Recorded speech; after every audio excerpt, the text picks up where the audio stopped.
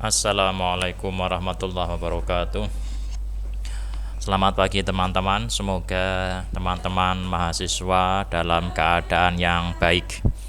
Alhamdulillah pada kesempatan kali ini kita masih bisa melakukan pembelajaran walaupun harus dilaksanakan secara daring. Baik teman-teman, pada minggu ini kita akan membahas tentang materi baru.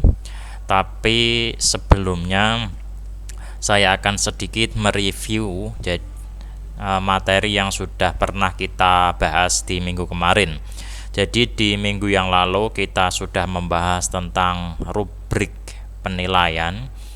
Jadi untuk menghilangkan subjektivitas dalam penilaian yang tidak berupa pilihan ganda, misalnya penilaian esai, maka harus dibuat yang namanya rubrik penilaian. Di samping itu, rubrik penilaian juga bisa digunakan untuk melaksanakan ujian secara lisan ataupun penugasan ataupun penilaian keterampilan yang berupa misalnya product based assessment atau penilaian berbasis pada produk dan lain sebagainya. Itu sudah kita bahas pada minggu yang lalu. Pada kesempatan kali ini kita akan membahas materi yang baru yang fokusnya adalah penilaian oleh satuan pendidikan. Tetapi dikarenakan lingkup mahasiswa, teman-teman ini berada pada pendidikan sekolah dasar, maka akan kita fokuskan kepada penilaian oleh satuan pendidikan, dalam hal ini sekolah dasar. Sebagaimana yang sudah kita ketahui bersama bahwa penilaian hasil belajar merupakan proses pengumpulan informasi atau data tentang capaian pembelajaran peserta didik yang dilakukan secara terencana dan sistematis dalam bentuk penilaian akhir dan ujian sekolah atau madrasah. Dari pengertian ini ada beberapa poin. Yang pertama, penilaian itu merupakan proses pengumpulan informasi. Yang kedua, dilaksanakan secara terencana dan sistematis. Jadi, dalam melakukan penilaian tidak bisa dalam bahasa sederhananya adalah mak bedunduk, bim salah bim, terus ada nilainya, tidak bisa.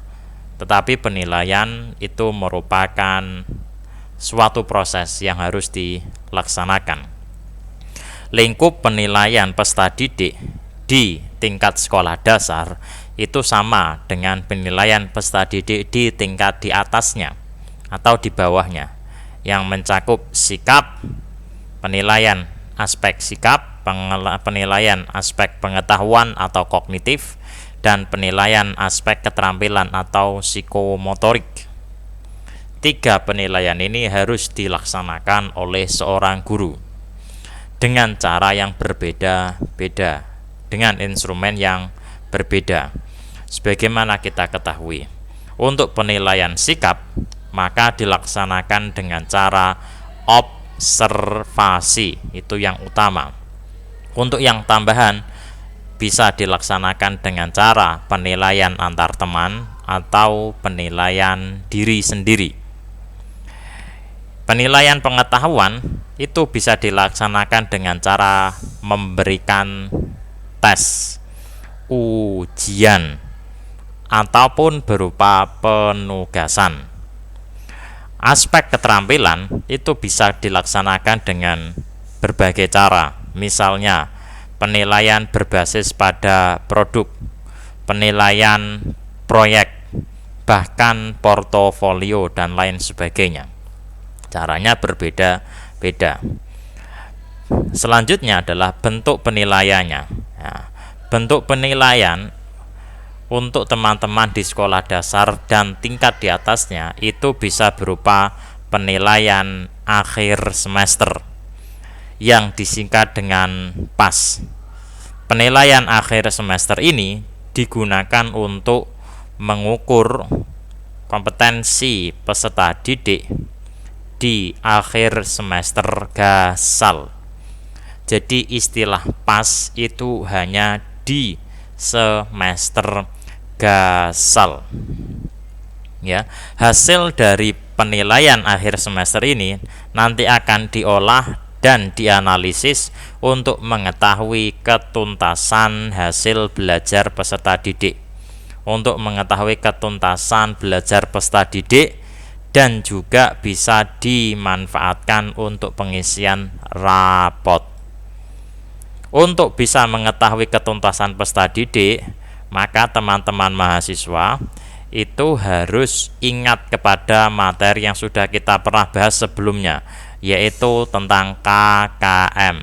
Ingat, dalam penentuan KKM terdapat 3 pertimbangan utama, yaitu intake, yang kedua adalah daya dukung, dan yang ketiga adalah kompleksitas materi. Penilaian akhir yang kedua adalah penilaian akhir tahun yang disingkat dengan PAT. Itu dilaksanakan di akhir semester genap untuk mengetahui pencapaian kompetensi peserta didik yang diperoleh pada akhir semester genap. Cakupannya adalah seluruh indikator yang dilaksanakan pada semester genap. Nah, itu. Jadi kalau PAT berarti ya semua indikator yang ada di semester genap itu dilakukan pencapaian hasil belajarnya. Nilai dari PAT kemudian diolah dan dianalisis untuk mengetahui ketuntasan belajar peserta didik dengan mengacu kepada KKM dan dapat dimanfaatkan untuk pengisian rapot serta pengambilan keputusan terkait dengan kenaikan kelas. Dulu PAT namanya adalah UKK, ujian kenaikan kelas, zaman dulu. Yang ketiga berupa ujian sekolah. Ujian sekolah dilaksanakan untuk mengukur pencapaian kompetensi peserta didik sebagai pengakuan terhadap prestasi belajar dan penyelesaian dari satuan pendidikan. Dalam hal ini adalah lingkupnya adalah SD. Jadi, ujian sekolah dilakukan di tingkat akhir.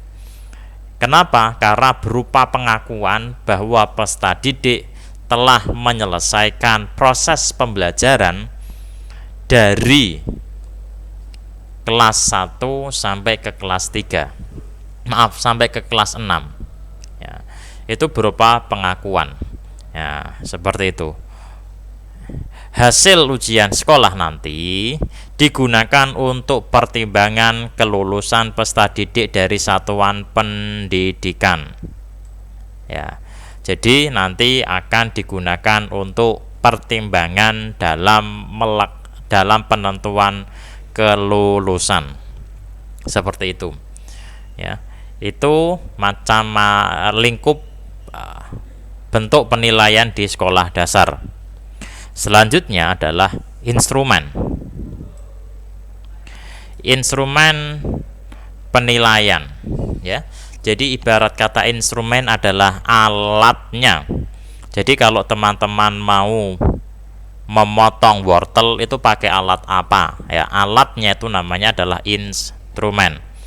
Ya, teman-teman harus ingat materi yang sudah kita pernah bahas yang dahulu, bahwa sebuah instrumen itu bisa digunakan jika memenuhi beberapa prinsip tes yang baik, yaitu misalnya validitas, yang kedua reliabilitas, yang ketiga bisa dilaksanakan atau practicable, yang keempat economical, dan yang terakhir adalah authentic atau authentic.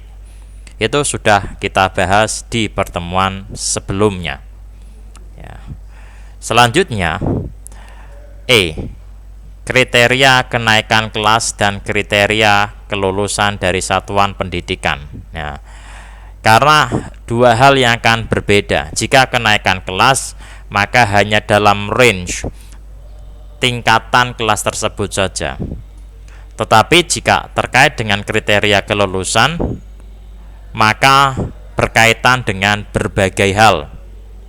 Karena dimulai dari tingkat awal sampai tingkat terakhir di dalam satuan pendidikan. Dalam hal ini SD. Ya. 1. Kriteria kenaikan kelas. Kenaikan kelas peserta didik ditetapkan melalui rapat Dewan Guru, ya, dengan mempertimbangkan beberapa aspek yang disepakati bersama, misalnya terkait dengan jumlah kehadiran, ketaatan pada tata tertib, dan peraturan lainnya. Ya, jadi dilaksanakan melalui rapat Dewan Guru. Peserta didik dinyatakan tidak naik kelas apabila hasil belajar dari paling sedikit 3 mata pelajaran, ya, pada kompetensi pengetahuan dan keterampilan belum tuntas.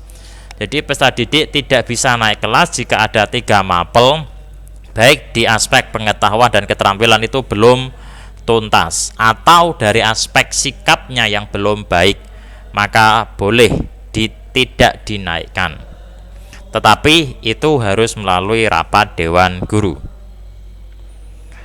Selanjutnya adalah kriteria kelulusan dari satuan pendidikan. Bagaimana untuk menentukan peserta didik itu lulus dan tidak lulus? Maka harus mempertimbangkan berbagai pertimbangan. Yang pertama, peserta didik harus sudah menyelesaikan seluruh program pembelajaran dari tingkat pertama kelas 1 sampai tingkat terakhir di kelas 6. Itu semuanya harus sudah diselesaikan, ya, kecuali bagi beberapa sekolah yang menerapkan sistem pembelajaran akselerasi percepatan. Tetapi pada saat ini program akselerasi sangat jarang dilaksanakan oleh berbagai sekolah. Yang kedua, memperoleh nilai sikap atau perilaku minimal baik. Ya, jadi tolong dilihat, pinter tetapi tidak mencerminkan sikap yang baik, maka perlu dipertimbangkan untuk kelulusannya. Ya, seperti itu. Pinter tapi di sekolah senengannya berkelahi, terus mencuri dan lain sebagainya, itu perlu dipertimbangkan apakah sikapnya baik atau tidak baik. Zaman saya dulu ketika sekolah, baik di tingkat saya dulu MI, MTS sama Aliyah, itu sama, kalau tidak sikapnya tidak baik, udah tidak lulus. Ya, sikapnya tidak baik tidak dinaikkan, seperti itu. Padahal peraturannya dulu berbeda. Yang ketiga, untuk menentukan kelulusan peserta didik adalah harus lulus ujian sekolah seluruh mata pelajaran. Jadi mata pelajaran yang diujikan di ujian sekolah itu harus lulus. Jika ketiga ini sudah dipenuhi oleh peserta didik, maka peserta didik layak dinyatakan lulus dari satuan pendidikan. Dalam hal ini adalah tingkat sekolah dasar. Oke, terima kasih. Itu materi yang bisa saya sampaikan.